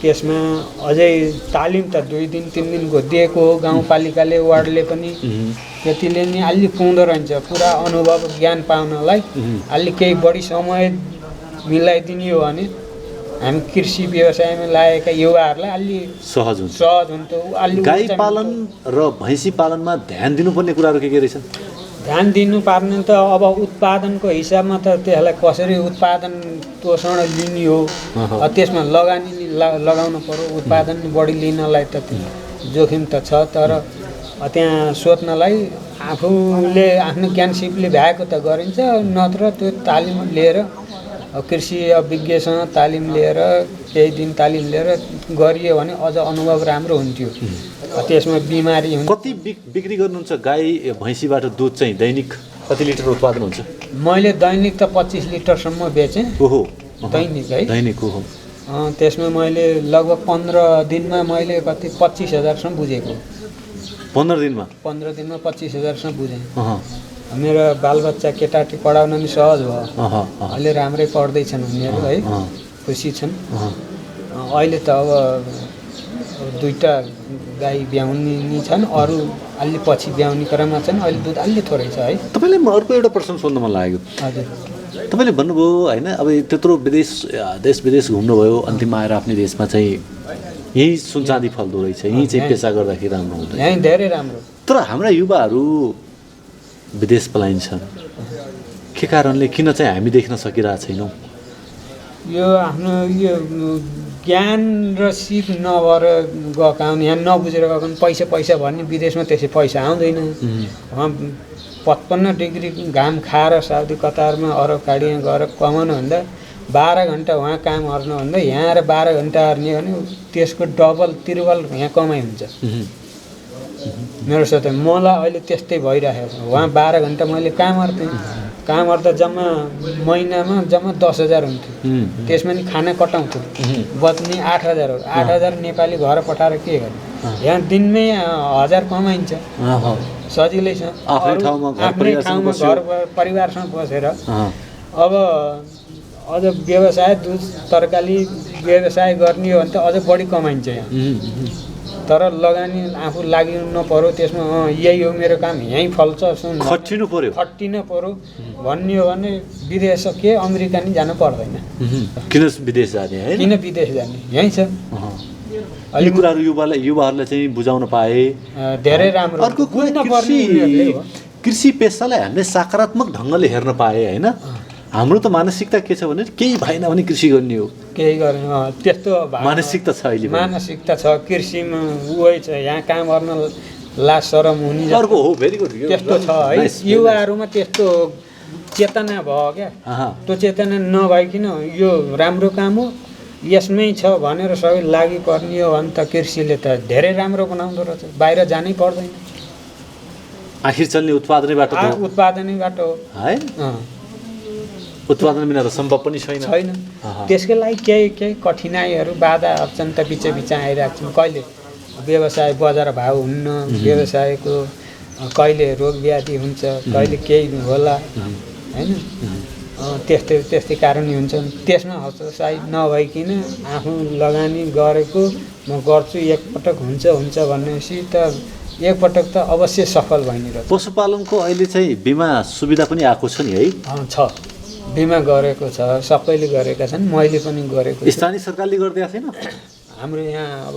स्थानीय सरकारले भन्दा यहाँ यही स्थानीय सरकार यहाँ डायरी छ हामीहरूको डायरी उद्योग छ नामबाट उसले गरेको छ डेरी उद्योगले चाहिँ उसले बिमा गरिदिएको छ उसले राम्रै सुविधा दिएको छ जस्तै अब एउटा डिया मऱ्यो भने उत्पादन गइसक्यो 80,000सँग अब एउटा गाई लाखको मूल्य भने 80,000सँग पाइन्छ मऱ्यो भने जस अहिले चाहिँ कृषि पेसामा लाग्ने हो काम गर्ने हो भने धेरै अप्ठ्यारो चाहिँ छैन अथवा चाहिँ नोक्सान चाहिँ बेहोर्नुपर्छ भन्ने छैन बेहोर्नुपर्छ भन्ने छैन अचानक अब आफ्नै कालगतिले मरेको डियो भयो ल्याएर डाक्टरलाई देखाए चेक गरे अनि डायरी फर्मसम भएपछि आफ्नो पैसा पाइयो त्यति पाइन्छ सुरक्षित चाहिँ रहेछ अब मेरो तरकारी खेती छ गाई भैँसी छँदै कुखुरा पालन छ म तरकारी खेतरै आउँदै थिएँ बाख्रा पालन पनि छ मेरो छ। कतिजना बाख्रा पाले?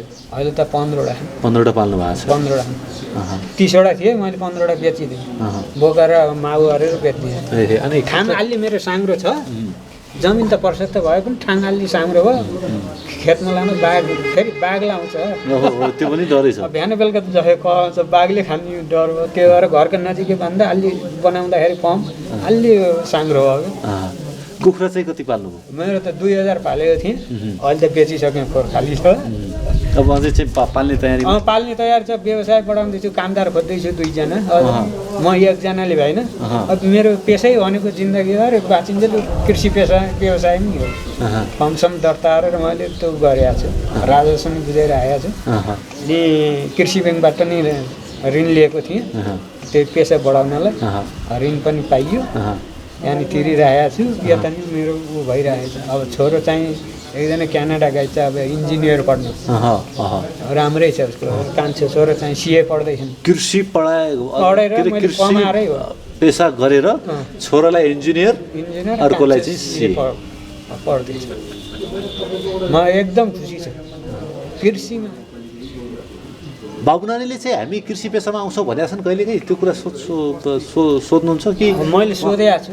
उहाँको इच्छा चाहिँ ठुलो भएर के बनेर आउँछ भने अब ठुलो चाहिँ त कृषिको इन्जिनियर ठुलै बनेर आउँछु भने अब कान्छाको अब सिए पढिछन्, के सिएतिर जाने कुरा।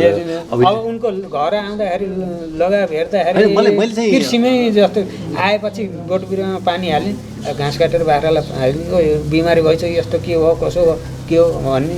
त्यो अहिले त्यस्तो त्यो लगानी त्यो कान्छाको चाहिँ त्यस्तो छ अनुभव भनेपछि यो पनि कृषि पेसामै जान्छ कि भन्ने ऊ छ। मैले ठुलो बाबुलाई त कृषिकै ठुलो विज्ञ भएर आऊ भनेर पठाएकै हो। अब के कसो हुन्छ हेर। अरू सम्भावनाहरू के छ यहाँ चाहिँ? वडा नम्बर 1 मा चाहिँ कृषि बाहेकको चाहिँ पर्यटनको सम्भावना कस्तो छ? पर्यटनको सम्भावना एकदम प्रशस्त छ यहाँ। हाम्रो यहाँ तल जङ्गल छ 1 नम्बर वार्डमा, यहाँ माथि छ है, माथि भूमिको थान भन्ने छ। अनि यो बिच गाउँ अधिकारी डाँडामा चाहिँ मन्दिरहरू छन्, धार्मिक स्थल पनि राम्रो छ। धार्मिक स्थल राम्रो छ। तलतिर जङ्गल छ, तलतिर जङ्गलमा वन कुखुरा भन्छ, कालिज छ, मृग छ, बाघ बाघ छ।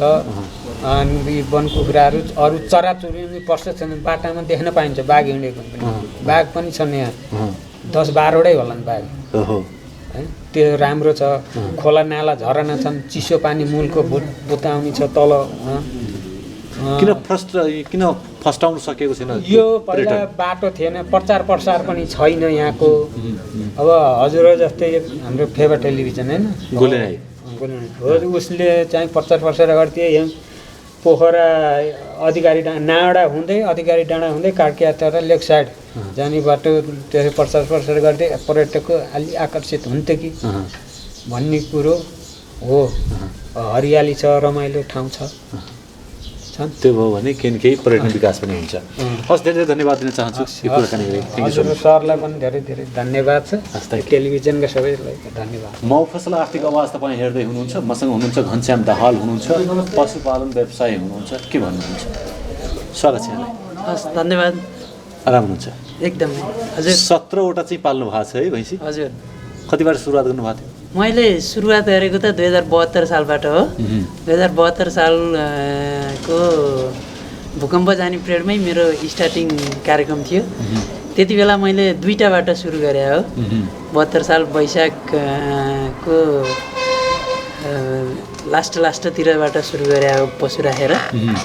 71 सालको अन्तिममा मैले फर्म सुरुवात गरेँ हो बनाउनको लागि। अनि 72को वैशाखको 21 गतेबाट मैले चाहिँ पशुपालन 2टाबाट सुरु गरेर अहिले हाललाई चाहिँ 17वटा माउ भैँसी, पाडापाडी, अब कुखुराहरू अलिकति कुखुरा एक्लैले पाल्नु भएको छ कि अन्य पनि सहकर्मीहरू अथवा सहयोगीहरू राख्नु? मेरो लगानी चाहिँ एक्लै हो, तर कामदारहरू चाहिँ बाहिरको हुनुहुन्छ। कतिजना राख्नु भएको छ? मैले अहिले 4जनालाई रोजगार दिएको छु। 4जनालाई रोजगार दिनुभएको छ। स्वदेशमै बसेर अन्नपूर्ण गाउँपालिकाको वडा नम्बर 1 मै बसेर पशुपालन गरेर 4जनालाई रोजगार दिनुभएको छ। हजुर। विदेश जानु परेन? म विदेश त गएको हो, तर विदेशबाट मैले कति समय बस्नुभयो? म साउदीमा 6 महिना बसेर म रिटर्न भयो भने कतारमा मैले 28 महिना बिताएको। के भिन्नता रहेछ स्वदेश र विदेशको थोरै भिन्नता भन्नुहोस् न। तपाईँको होला कसैलाई त अब राम्रै ठाउँमा पनि पार्नुभयो होला। म विशेष त प्लास्टिक कम्पनीमा काम गर्थेँ। त्यहाँको जतिको मेहनत नेपालमा गर्न सक्यो भने अझै मैले त्यहाँको जति मेहनत अझै गरेको छैन मलाई जहाँसम्म लाग्छ। त्यहाँको जति मेहनत लायो भने त नेपालमा त्योभन्दा त तिर्बल आम्दानी हुन्छ जस्तो लाग्छ म। जति हामी मेरो भोगाइले पनि त्यो अनुभूति दिलाउँछ।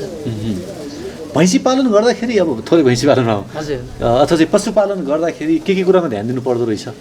विशेष गरी त अहिले नेपालको परिप्रेक्ष्यमा व्यावसायिक किसानहरूको पक्षमा के छ भन्दाखेरि लगानी एउटा लगाइदिने, तपाईँको कामदार राख्ने अनि आफू चाहिँ साउ बन्ने, त्यो परिप्रेक्ष्यमा अलि पशुपालन व्यवसायमा स्तर उन्नति गर्न अलिक गाह्रो छ।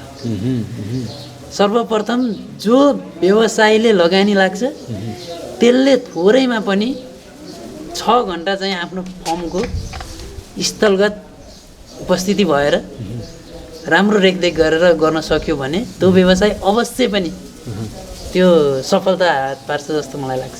आफै लाग्नु पर्यो है? हजुर आफ्नो लगानीका लागि आफ्नो लगानी र स्वयं लगानीकर्ता नै काममा क्रियाशील हुनुपर्छ जस्तो लाग्छ मलाई। म आफू पनि स्वयं 18 घन्टा म खट्छु लगभग। तपाईँको बिहान 4 बजेबाट मेरो ड्युटी सुरु हुन्छ। 4 बजेबाट मेरो दुध प्याकिङ गरेर 2 बजे उठेर मेरो पशु दुहुनी कार्यक्रम हुन्छ। 2 बजेबाट 4 बजेसम्म पशु सिक्नुभयो कि तपाईँले चाहिँ त्यो गर्दा गर्दै म आफै पनि त अब किसानकै छोरोबाट हुर्किया मान्छे। अति मिठो कुरा। किसानी नै गरेर पढियो, पढ्दै गर्दा पनि किसानी नै गरिन्थ्यो। मलाई दुहुन पनि आउँछ, सबै काम गर्न पनि आउँछ, गोबर फाल्न नि आउँछ। गोबर पनि म स्वयं आफै फाल्छु। मेरो कामदार छन् र पनि म आफै गोबर फालेर पनि खटिन्छु। त्यसैमा पनि अहिले चाहिँ हाम्रो रुटिङ सिस्टमले काम सञ्चालन गरिरहेछौँ। जस्तो 2 बजे उठ्ने मान्छे 2 बजे दुहुन्छ अर्छ, 4 बजे रेडी बनाउँछ। म 4 बजे उठ्छु। 4 बजे 2 बजे उठेको मान्छे 4 बजे सुत्छ। उसको रुटिन 4 बजे बिहान उसको सुत्ने पिरियड सुरु हुन्छ। फेरि 4 बजे उनीहरू सुत्नुहुन्छ अनि 4 बजे म उठ्छु। म चाहिँ अब पोखरा दुध ढुवानी गर्नको लागि सवारी साधन लिएर म पोखरा दुध ढुवानी गर्न जान्छु। मार्केटिङको जिम्मा सबै म आफू हेर्छु। म 11 बजेतिरदेखि 12-1 बजेसम्ममा म घर फर्किने कार्यक्रम हुन्छ। बाहिरको माहौल जस्तो सरकारी कार्यक्रमहरू हुन्छ, जस्तो अफिसियल कामहरू हुन्छ, त्यो सबै म आफै स्वयं हेर्छु। 4 बजे सुतेको मान्छे बिहान 7 बजे उठ्छ। मेरो कामदारहरू चाहिँ जो हुनुहुन्छ उहाँ चाहिँ 6 बजे उठ्नुहुन्छ। उहाँहरू 6 बजे उठ्नुहुन्छ अनि उहाँहरू 6 बजे उठेपछि पशुहरूलाई पानी दिने, गोड सफाइ गर्ने, पशु नुहाउने, घाँस काट्ने उहाँहरूले काम गर्नु। उहाँको ड्युटी सुरु भयो। उहाँको ड्युटी सुरु भयो 6 बजेबाट। अनि बेलुका 6-7 बजेसम्म उहाँहरूको ड्युटी रहन्छ। त्यसरी काम बाँडफाँड भएर आम्दानी राम्रै हुन्छ। आम्दानी राम्रो हुन्छ भन्दा पनि मेरो आम्दानी सुनाउँदाखेरि अरूले पत्याउनुहुन्न। तर कसरी हो मलाई त चाहिँ जानकारी छैन। कम्तीमा पनि मासिक मैले 1 लाख रुपियाँ बचाउँछु। त्यो सेलरी कटाएर खर्च कटाएर गाडीको कस्ट, तपाईँको जस्तो दाना पानी चोकर विद्युत ढुवानी सबै कटाएर तपाईँको मैले 1 लाख रुपियाँ मेरो सेलरी बाहेक, मेरो सेलरी राख्दिनँ र मेरो घरको मेम्बरको सेलरी बाहेक 1 लाख रुपियाँ मेरो बचत हुन्छ। बाहिरको मान्छेलाई सेलरी तिरेर सबैलाई चाहिँ बुझाइसकेपछि बचत 1 लाख रुपियाँ स्वदेशमै बसेर गर्न सकिँदो रहेछ। वडा नम्बर 1 मै बसेर पनि गर्न सकिँदो रहेछ। मेरो त धेरै टाढा छ सर, हाइवेबाट 4 किलोमिटर कच्ची जानुपर्छ। मैले सुरुवात गर्दै गर्दाखेरि मेरोमा बाटो पनि यातायातको सुविधा पनि राम्रो थिएन।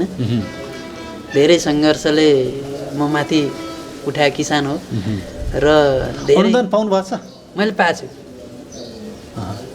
अनुदान त। मैले अझै तपाईँले के कुरा भइदिए चाहिँ अथवा चाहिँ स्थानीय सरकारले के साथ सहयोग गरिदियो भने थप जोस जागर आउँथ्यो, थप त्यसलाई चाहिँ तपाईँले वृद्धि गर्नुहुन्थ्यो, अरू मान्छेलाई पनि रोजगार दिनुहुन्थ्यो? वास्तवमा स्थानीय सरकारले मलाई सहयोग चाहिँ गरिराखेकै छ, गर्नुभएको छ। यसमा चाहिँ खुसी नै छु। तर पनि मलाई स्थानीय सरकार भन्दा पनि कता कता नेपाल सरकारकै कमी कमजोरी हो कि भन्ने चाहिँ मलाई यो चाहिँ आभास हुन्छ। किनभने तपाईँको अनुदान वास्तवमा अनुदान चाहिँ जो गरेर खाने किसान छ त्यसलाई चाहिँ त्यति प्रभावकारी छैन। एउटा अनुदान लिनको लागि एउटा किसानले कम्तीमा पनि 1 महिना खर्च गर्नुपर्छ। 1 महिना त्यो किसानले आफ्नो घर खर्च त्यो घरमा चाहिँ काममा चाहिँ त्यो छोडेर परिश्रम गर्न पायो भने त्यसले चाहिँ त्यो 1 महिनामा चाहिँ केही नभए पनि 15-20 हजार रुपियाँ चाहिँ उसले उत्पादन गर्न सक्ने टाइम रहन्छ। एक त अनुदान दिनु नै वास्तवमा त्यति राम्रो होइन। तपाईँको समग्र समष्टिगत रूपमा हो किसानलाई प्रोत्साहन गर्नुपर्छ। जस्तो बाटो छैन, बाटो त्यो ठाउँमा पुर्याइदिनु, विकास गरिदिनु पर्छ। सरकारी तर्फबाट तपाईँको कुन ठाउँमा किसानले के गरिरहेछ, त्यहाँसम्मको यातायात सुविधा कस्तो छ, विद्युत कस्तो छ, पानी कस्तो छ, भौतिक पूर्वाधार पुर्याइदिनुहोस्। नेपाल सरकारले स्थानीय तहले भौतिक पूर्वाधार पुर्याइदिनुहोस्। जसले गर्छु भनेको छ त्यो ठाउँमा चाहिने र आवश्यक हुने भौतिक पूर्वाधार पुर्याइदिनु भयो भने सबैभन्दा राम्रो पक्ष त्यो लाग्छ। अनि त्यसपछि रहन्छ पशुपालनमा घाँस। विशेष गरेर घाँस नगरिकन कसैले पशुपालन गर्छु र मेरो जग्गा नभइकन म पशुपालन गर्छु, दाना किन्छु, चोक्कर किन्छु, तपाईँको भाडामा गर्छु, म पराल मधेस्ट आइहाल्छ भन्ने तरिकाले कसैले पनि व्यवसाय गर्नुहुन्छ भने त्यो व्यवसाय मलाई लाग्छ सक्सेस हुँदैन। त्यो फस्टाउँदैन, त्यो फस्टाउन सम्भव छैन। त्यहाँ गाह्रो हुनसक्छ। त्यहाँ गाह्रो हुनसक्छ। म तपाईँको विगत थोरै सम्झिन चाहन्छु। जब तपाईँले सुरुवात गर्नुभएको थियो त्यतिबेला चाहिँ घर परिवारको प्रतिक्रिया के थियो, सामाजिक चाहिँ वरिपरिका छरछिमेकीको प्रतिक्रिया कस्तो थियो? त्यो त एकदम ठुलो पीडा छ सर। त्यति बेलालाई कोट्याउँदाखेरि त जब मैले त्यो व्यवसाय सञ्चालन गर्ने एउटा चाहिँ अठोट लिएर साउदीबाट फर्केर आएँ, साउदीबाट 6 महिनामा मैले अरबी सिकेर अरबीमै त्यहाँ झगडा गरेर मुदिरसँग अनि रिटर्न आएको मान्छे हो। 13 दिनसम्म मैले केही नखाइकन पनि म घरै फर्कन्छु भनेर नेपाल टुडे भन्ने एउटा चाहिँ कार्यक्रम आउँथ्यो। त्यो नेपाल टुडे कार्यक्रम त्यहाँ हेर्दै गर्दाखेरि मलाई त्यहाँबाट प्रेरणा जागेर, मलाई इच्छा जागेर अनि म अब गएर कृषि नै गर्छु, पशुपालन नै गर्छु भनेर डिक्लेयर गरिसक्नुभयो म यो चाहिँ वहीँबाट म फिक्स गरेर आएँ। त्यसपछि यहाँ आएर लाइसेन्स निकालेँ, गाडीको लाइसेन्स पनि निकालेँ। त्यसपछि मैले व्यवसाय सुरु गर्दै गर्दाखेरि मेरोमा यातायात नभएको कारणले सबैले चाहिँ ओहो यो ठाउँमा चाहिँ यो व्यवसाय हुन सक्दैन, बरु बाख्रा पाल्नुहोस्, बाख्रा पाल्यो भने बरु दैनिक ढुवानी गर्नु परेन, लानु परेन, यो त अलि बौलाए क्या हो, यसरी त सक्सेस हुन सक्दैन, यो हुँदैन भन्ने धारणाहरू सुनिए। तर मेरो परिवारमा चाहिँ त्यस्तो केही भन्नु भएन, हुन्छ गरम भनेर भाउजूले, म त्यति बेला अनम्यारिड थिएँ, जहाँ मैले व्यवसाय सञ्चालन गर्दै गर्दा भाउजूले, दाइले, आमाले सबैले हुन्छ ल गरम न त भनेर सञ्चालन गरियो। सञ्चालन गर्दै गर्दा मैले 71 को चैतबाट सञ्चालन गरेर भकाएर पूर्ण निर्माण भइसकेको थियो। 72 को 12 गते वैशाख 12 गते नै भूकम्प गयो, जसको कारणले मेरो घरै भत्कियो। म भूकम्प पीडित पनि हो। त्यसपछि पनि मैले मेरो आफ्नो लक्ष्य चाहिँ छोडिनँ। घर भत्कियोस् जेसुकै होस् मैले सङ्घर्ष गरिरहेँ। त्यसपछि मैले बिजनेस सुरु गरेँ। 72 को 21 गतेबाट मैले पशु किन्न सुरु गरेँ, 2टा पशु खरिद गरेँ। 72 साल 2 मै बित्यो। 2 भन्दा पशु मैले वृद्धि गरिन सकिनँ। त्यति बेला नाउडा दुग्ध उत्पादन सहकारी संस्था यहाँ अन्नपूर्ण गाउँपालिका 1 मा मैले दुध बेच्थेँ। त्यो बेच्दै गर्दाखेरि मासिक मेरो 10,000 रुपियाँ माइनस हुन्थ्यो, लस हुन्थ्यो। त्यति बेलासम्म मैले लोनमा कार्यक्रम गरेका थिइनँ, लोन थिएन। 10,000 घाटा हुँदै जाँदाखेरि 1 वर्षमा लगभग 1.5 लाखभन्दा बढी मलाई माइनस भयो। माइनस भएपछि पनि मैले यो कार्यलाई अगाडि बढाउनलाई मैले लोन प्रोसेस गरेँ, लोन लिएँ। त्यसपछि पशु थप गरेँ। 72 मै मैले जिल्ला पशु सेवा कार्यालय थियो, त्यहाँ अनुदानको कार्यक्रम खुल्यो। मैले अनुदानको लागि आवेदन दिएँ। फलस्वरूप म छनौटमा परेँ। निकै टाढा यो यस्तो ठाउँमा पनि एउटा चाहिँ युवाले पशुपालन सञ्चालन गरेको भनेर मलाई चाहिँ त्यो कार्यक्रममा सिलेक्सन भए म त्यति बेला मलाई 1 लाख रुपियाँ नगदसहित एउटा राँगो पनि जिल्ला पशु सेवा कार्यालयले मलाई उपलब्ध गराए। त्यहाँबाट झन् मलाई एकदम हौसला जाग्यो, अब त केही गर्न सकिन्छ क्यारे भनेर मैले 73 को फर्स्ट मन्थमै वैशाखमै मैले चाहिँ एउटा बाइक किनेर मेरो दुध चाहिँ पोखरा ढुवानी गर्ने उत्पादन दुधलाई चाहिँ हजुर त्यसरी सुरुवात गर्नु। हजुर अनि पोखरा ढुवानी गर्ने निर्णय गरेर त्यो बाइकमा सुरुमा मैले पोखरा 3 लिटर दुध लिएर गएको थिएँ पहिलो दिन। त्यसै गर्दै गर्दै जाँदाखेरि अहिले मेरो आफ्नो दुध मात्रै मैले 90 लिटर दुध बिक्री गर्छु। आफ्नो फर्ममा उत्पादन भएको मेरो आफ्नो फर्ममा उत्पादन भएको 90 लिटर बिक्री गर्छु भने अर्को एउटा भाइ पनि भर्खर सुरुवात गर्दैछ फर्म, उसको पनि मेरो गाडीमा ढुवानी गरिदिन्छु अहिले। त्यहाँबाट सुरुवात भयो। अब युवाहरूलाई के भन्न चाहनुहुन्छ जो विदेशका लागि चाहिँ दौडिरहेछन्, उहाँलाई के भन्न चाहनुहुन्छ? युवाहरू त नेपाली सुखी युवा समृद्ध नेपाल खोजे। युवाले सबभन्दा नेपालीले खोजेको सुखी नेपाल, सुखी नेपाली तर समृद्ध नेपाल खोजेको भएर नेपाल कहिले अगाडि बढ्न सकेन। दुःख गर्यो भने मात्रै बल्ल समृद्ध हुने। तपाईँ मेहनतै नगर्यो भने आम्दानी कसरी आउँछ? घरमा बसी बसी पैसा आउने भयो त मान्छेले किन दुःख गर्नु पर्यो त? त्यही भएर जसले दुःखी नेपाली समृद्ध नेपाल खोज्ने हो मेरो लक्ष्य त्यो। ओहो अति मिठो। तपाईँ दुःख गरेर मात्रै बल्ल नेपाल समृद्ध बन्छ भन्ने मेरो मान्यता हो। म बिहान उठेर 4 बजेदेखि बेलुका 8 बजेसम्म म बारीमा काम गर्छु। मेरो रेस्ट भन्ने कुरा छैन, कुनै ठाउँमा पनि छैन। रेस्ट गऱ्यो भने त म पछि हटिहाल्छु। यो लक्ष्य लाएर अगाडि बढेको छु र अहिलेसम्म सफलताको शुभकामना व्यक्त गर्न चाहन्छु घनश्यामजी। यहाँले चाहिँ यथार्थ कुरा र सफलताको कुरा, सङ्घर्षको कुरा राखिदिनु भयो र आगामी दिनमा पनि यहाँले चाहिँ यस्तै सफलता चुम्नुहुनेछ आशा अपेक्षा पनि गर्दछु। यो समयका लागि धन्यवाद। Thank you so much. धन्यवाद सर। विभिन्न जिल्ला, नगरपालिका, गाउँपालिका हुँदै हामी ओडासम्म पुग्ने कार्य निरन्तर गर्दैछौँ। यसै सिलसिलाले हामी अन्नपूर्ण गाउँपालिकाको वडा नम्बर 1 मा छौँ र मफसल आर्थिक आवाज यहाँ समक्ष राख्यौँ। कार्यक्रम उत्पादनमा सहयोग गर्नुहुने वडा अध्यक्ष भरतजन कुँवरप्रति आभार व्यक्त गर्दै निर्देशक चिरञ्जीवी भुर्तेल सहित म देवेन्द्र बिदा चाहन्छु। नमस्कार।